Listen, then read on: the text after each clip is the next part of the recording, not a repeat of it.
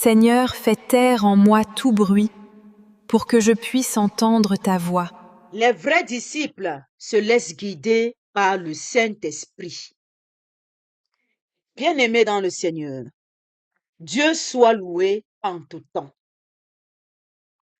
L'une des grandes difficultés de la mission dans l'Église est ce qui affecte parfois la durabilité et la qualité de l'engagement des croyants. C'est la mission menée sans l'Esprit Saint. Lorsque l'homme agit seulement selon ses idées, ses ambitions, ses calculs ou ses émotions, l'œuvre peut commencer par beaucoup d'enthousiasme, mais elle risque de manquer de profondeur, de fécondité et de persévérance. En ce samedi de la 5e semaine de Pâques, année liturgique A, le texte de la première lecture, tiré d'un livre des Actes des Apôtres au chapitre 16, versets 1 à 10, nous montre comment Paul et ses compagnons se laissent guider dans leur parcours missionnaire par les Saint-Esprit de Dieu. Ils obéissent aux motions de l'Esprit Saint. Ils cherchent la volonté de Dieu dans leurs différentes missions d'évangélisation. Ils vont là où l'Esprit les appelle et renoncent à aller où l'Esprit le leur interdit. Cette disponibilité intérieure produit un fruit merveilleux. L'Église grandit, la parole de Dieu se répand et de nouveaux croyants rejoignent la communauté. Mais il ne s'agit pas seulement d'augmenter le nombre des disciples. Il s'agit surtout de former de véritables convertis, des hommes et des femmes touchés par Dieu, enracinés dans la foi et conduits par l'Esprit. L'annonce de l'Évangile est d'abord l'œuvre du Saint-Esprit. On ne peut pas s'y engager avec succès par ses seules forces humaines. C'est le Saint-Esprit qui touche les cœurs, ouvre les intelligences, suscite la conversion et donne la force de persévérer. L'homme peut parler, organiser, enseigner, inviter ou accompagner, mais seul l'Esprit Saint donne la vie à la parole annoncée. Ce que l'homme entreprend dans la vigne de Dieu par orgueil, par recherche de reconnaissance ou par simple volonté personnelle, risque de ne pas porter un fruit durable. Mais ce qui est inspiré, conduit et soutenu par l'Esprit Saint porte du fruit en son temps, même lorsque le chemin semble difficile ou imprévisible. Alors, chers frères et sœurs, avec quel esprit annonçons-nous le règne de Dieu? Avec quel esprit nous engageons-nous dans l'œuvre de l'évangélisation? Avons-nous toujours le réflexe de discerner la voix et la voix du Saint-Esprit avant de nous engager dans les œuvres de Dieu? Savons-nous renoncer à nos projets, même bons en apparence, lorsque Dieu ne nous y appelle pas? Savons-nous aussi avancer avec confiance lorsque l'Esprit nous ouvre une nouvelle porte? En ce temps pascal, où l'Église se prépare à la Pentecôte, demandons au Seigneur une nouvelle effusion de l'Esprit Saint, afin que nous devenions des serviteurs de Dieu en esprit et en vérité, des disciples dociles, disponibles et féconds. Prions. Dieu notre Père, toi qui conduis ton Église par la puissance de ton Esprit Saint, nous te rendons grâce pour ta parole qui éclaire nos pas et nous apprend à chercher ta volonté en toutes choses. Par Jésus-Christ, ton Fils bien-aimé, donne-nous un cœur humble et disponible. Apprends-nous à ne pas agir selon nos seules forces, nos préférences ou nos ambitions personnelles, mais à nous laisser conduire par ton Esprit. Que ton Esprit Saint éclaire nos décisions, purifie nos intentions, fortifie notre foi et rende féconde notre mission.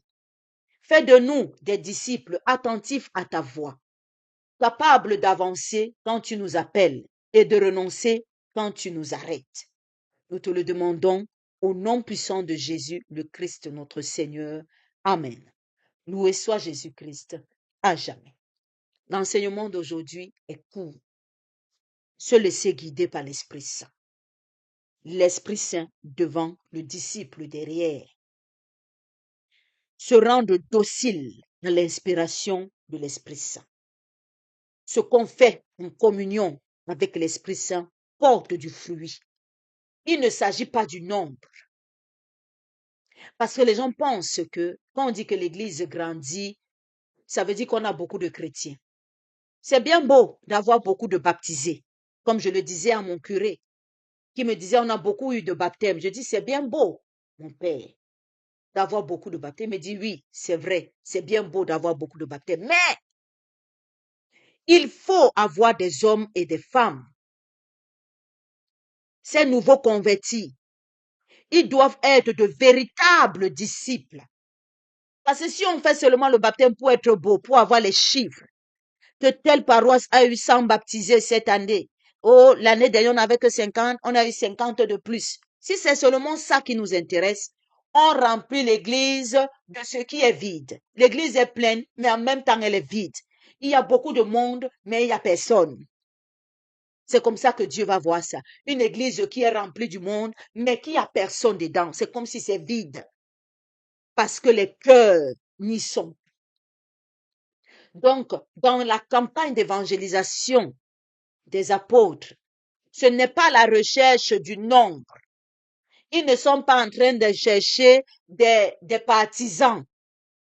Ils sont en train de chercher des personnes, des brebis égarées à sauver. Des personnes qui croient véritablement en Dieu. Nous devons être, nous aussi, ces disciples et ces apôtres-là. Notre vie doit être évangélisation pour nos frères et sœurs autour de nous. Mais n'y allons pas par nos propres sagesses. Laissons-nous guider par l'Esprit Saint. C'est lui qui saura nous dire, rendons-nous dociles. Quand il te dit pas, détache-toi et quitte. Quand il te dit reste, reste. Là où Dieu t'a placé, il sait pourquoi tu es là. Tu as une mission à accomplir.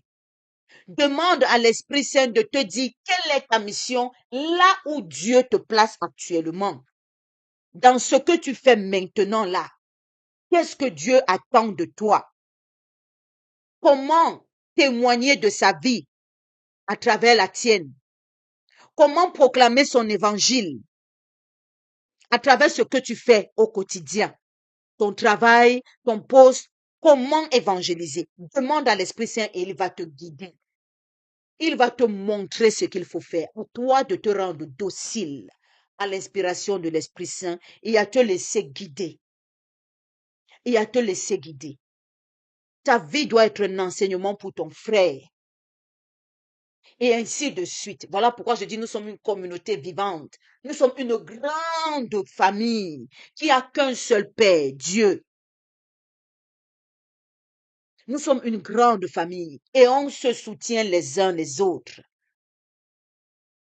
Et Dieu a donné à chacun quelque chose qui est bénéfique dans la vie de l'autre.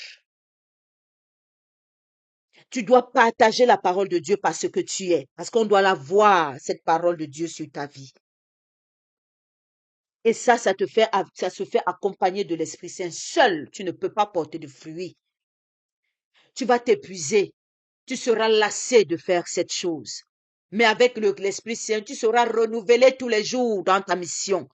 Renouvelé tous les jours dans ta mission et tu ne vas pas sentir le poids du travail et de ta mission. Donc, laissons-nous guider par l'Esprit Saint. L'enseignement est court. L'Esprit Saint est le centre de ta mission.